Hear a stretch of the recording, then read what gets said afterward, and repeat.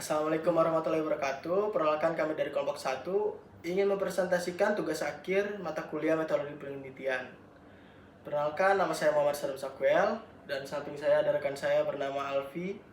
Sampingnya ada Meisa, Marmi, Ivan, dan Anissa. Judul metode penelitian kelompok 1 adalah pengaruh keadilan pajak, sanksi perpajakan, dan tarif pajak terhadap penggelapan pajak wajib pajak badan di Kabupaten Bantul. Untuk yang pertama ada fenomena umum. Tindakan penggelapan pajak di Indonesia terjadi karena masih rendahnya tingkat kesadaran dan kepatuhan wajib pajak dalam melaksanakan kewajiban perpajakannya. Rendahnya kesadaran wajib pajak dikarenakan wajib pajak berpikir bahwa uang yang mereka keluarkan untuk membayar pajak belum sepenuhnya dirasakan secara adil dan merata oleh rakyat.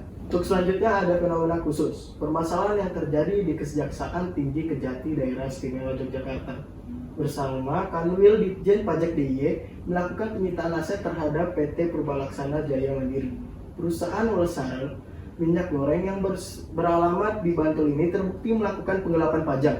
Uang yang disita selain uang tunai sekitar Rp 12 miliar, juga mata uang asing, meliputi uang kertas 1000 yen sebesar 11 lembar, uang kertas pecahan 10.000 yen sebesar 17 lembar, uang kertas $500 Hong Kong sebanyak 18 lembar. Berdasarkan pada penelitian yang sudah dilakukan oleh beberapa peneliti sebelumnya, ditemukan dari penelitian tersebut suatu pernyataan bahwa terdapat variabel independen secara tidak konsisten mempengaruhi penggelapan pajak. Seperti yang dilakukan oleh penelitian Putu Dekat, menyatakan bahwa keadilan pajak memiliki hubungan positif terhadap persepsi wajib pajak badan mengenai etika penggelapan pajak dan mempunyai pengaruh signifikan. Menurut Rosmawati dan Darmansyah 2023 menyatakan variabel sanksi perpajakan berpengaruh positif dan signifikan terhadap variabel penggelapan pajak karena menganggap bahwa pemerintah belum mampu mengatasi tindakan kecurangan. Hal ini disebabkan proses dalam penyusutan para oknum pajak terlalu berbelit-belit yang menimbulkan kesan lambat di mata masyarakat khususnya wajib pajak. Untuk yang selanjutnya ada rumusan masalah. Rumusan masalah yang pertama, apakah keadilan pajak berpengaruh positif dan signifikan terhadap penggelapan pajak? Yang kedua, apakah sanksi perpajakan berpengaruh positif dan signifikan terhadap penggelapan pajak? Yang ketiga, apakah tarif pajak berpengaruh positif dan signifikan terhadap penggelapan pajak?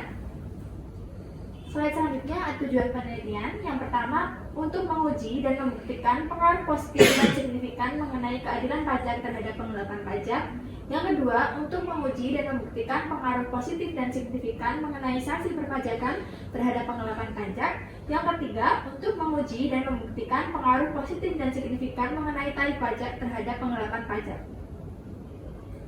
Selanjutnya ada manfaat penelitian. Di sini yang pertama, manfaat teoritis. Hasil penelitian ini dapat menjadi referensi bagi peneliti lain yang tertarik untuk melanjutkan, mengembangkan, atau menyempurnakan teori dan konsep terkait keadilan pajak, sanksi perpajakan, dan tarif pajak terhadap penggelapan pajak. Yang kedua ada manfaat praktis.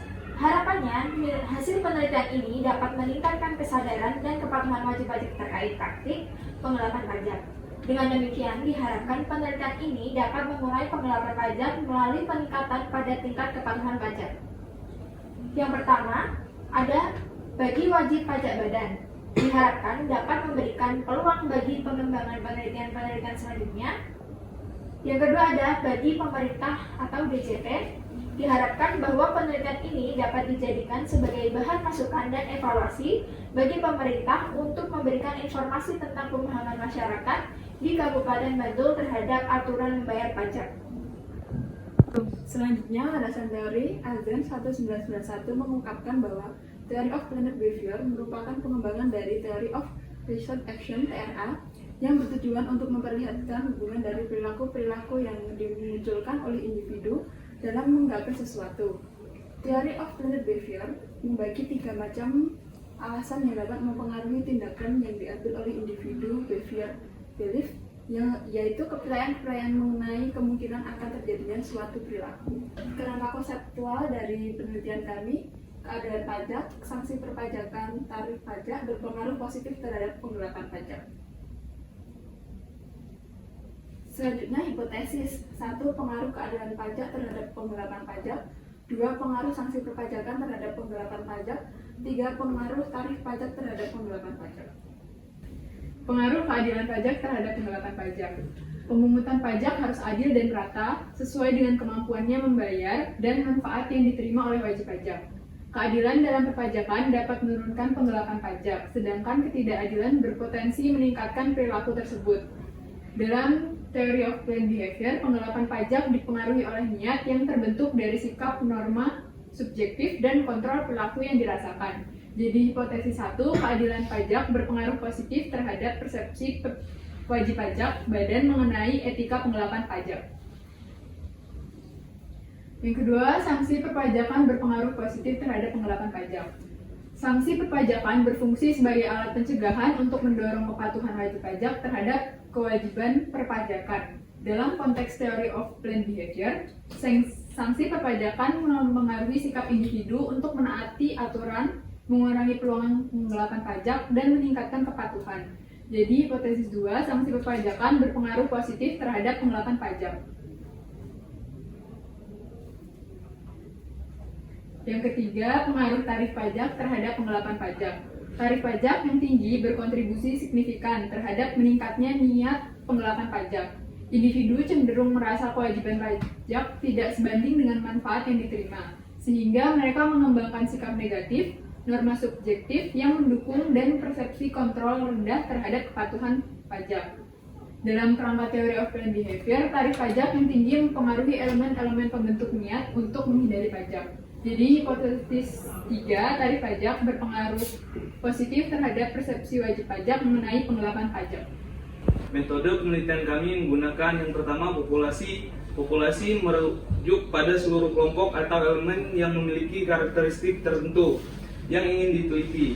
Populasi bisa terdiri dari individu, objek, kejadian, ataupun yang relevan dengan penelitian yang dilakukan. Populasi dalam penelitian ini merujuk pada seluruh wajib pajak badan di Kabupaten Bantul yang tercatat di KPP Pratama Bantul pada tahun 2023 dengan total jumlah sebanyak 4.183 wajib pajak badan. Yang kedua ada sampel.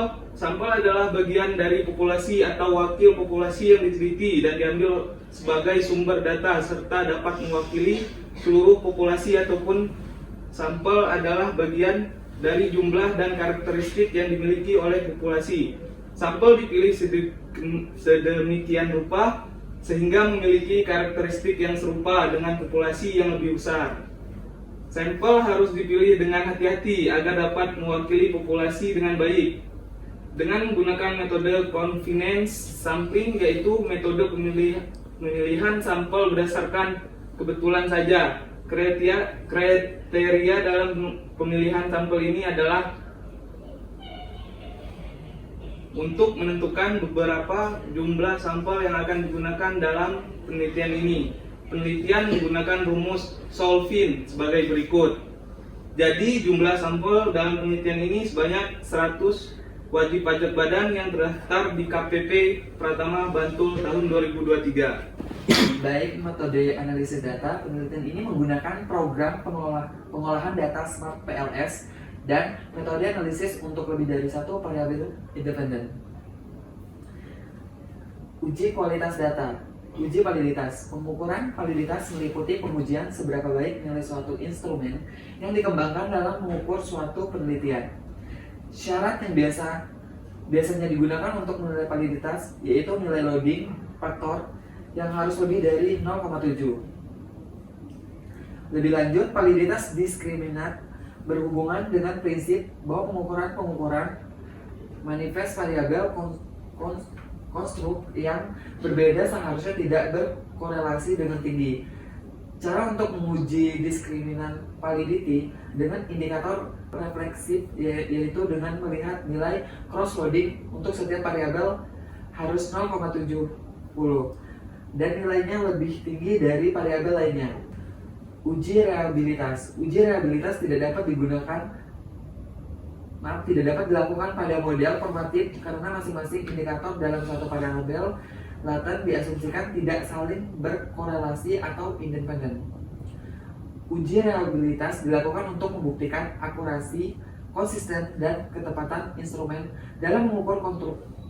Dalam menggunakan program Smart PLS 3.0, Untuk mengukur reliabilitas, suatu konstruk dengan indikator refleksif dapat dilakukan dengan cara menghitung nilai composite reliability. Syarat yang biasanya digunakan untuk menilai reliabilitas konstruk yaitu composite reliability harus lebih besar dari 0,7 untuk penelitian yang bersifat confirmatory dan nilai 0,6 sampai 0,7 masih dapat diterima untuk penelitian yang bersifat exploratory. Berikutnya uji hipotesis, uji T atau uji parsial.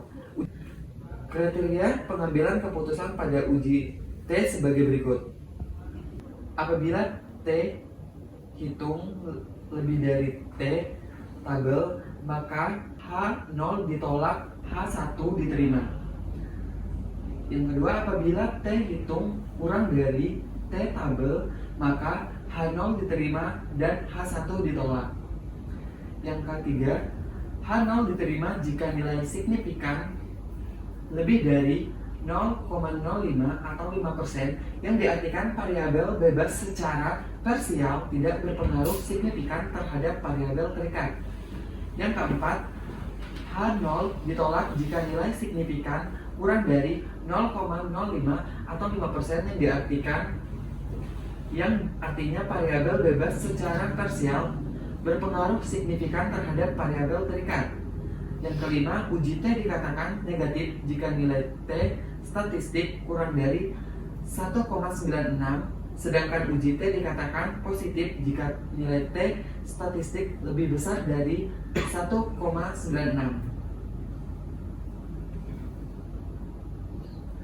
Uji hipotesis, uji R kuadrat atau koefisien determinasi merupakan untuk melihat seberapa besar variabel bebas.